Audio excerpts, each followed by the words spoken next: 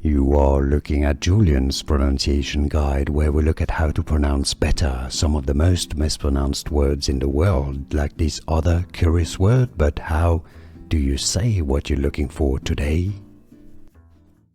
Let's learn how to pronounce this acronym, this abbreviation, usually used in radio to designate some frequencies in radio signal, radio broadcasting, frequency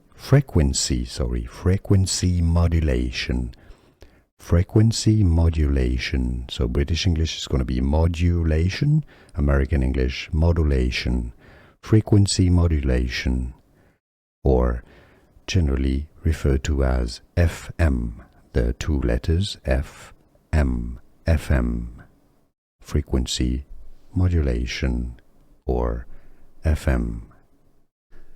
Here are more videos on how to pronounce more confusing words and names too many mispronounced. Like this video if you found it useful. I appreciate your support. I'll see you soon and thanks for watching.